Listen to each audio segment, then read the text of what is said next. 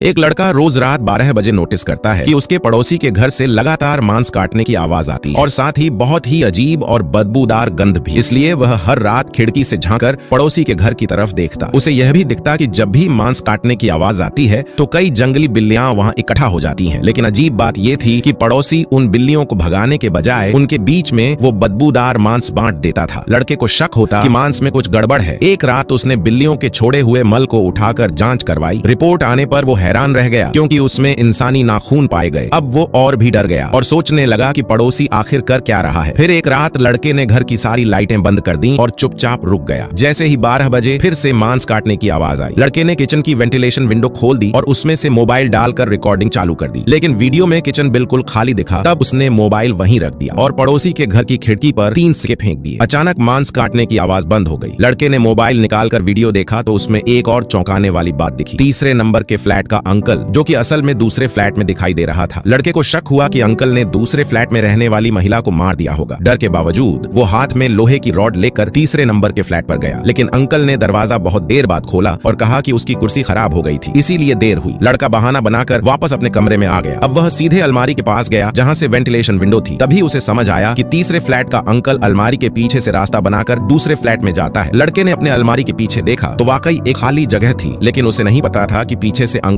अब उसे मारने की तैयारी कर चुका है। लड़का समझदार था, उसने तुरंत रुकने का फैसला लिया। अगली सुबह लड़के ने ध्यान रखा कि अंकल कब कचरा फेंकने जाता है और फिर जाकर उसका कचरा चेक किया, लेकिन कुछ नहीं मिला। तब उसने खुद अलमारी के पीछे से दूसरे फ्लैट में घुसने की सोची। वह अंदर गया और हर चीज को ध्यान से देखने लगा। तभी वहां दूसरी फ्लैट वाली महिला सामने आ गई और उसके पीछे से अंकल भी आ गया। अब सच्चाई सामने आई। अंकल ने बताया कि कुछ महीने पहले एक बदमाश महिला के घर में घुस आया था। अंकल ने बचाने की कोशिश की, लेकिन गलती से महिला के मर चुके पति की अस्थियां गिर गईं। महिला ने डर के मारे चाकू से बदमाश को मार डाला। तब अंकल ने उस गुनाह को खुद पर ले लिया और हर रात बदमाश के शरीर के टुकड़े काटकर बिल्लियों को खिलाता ताकि किसी को पता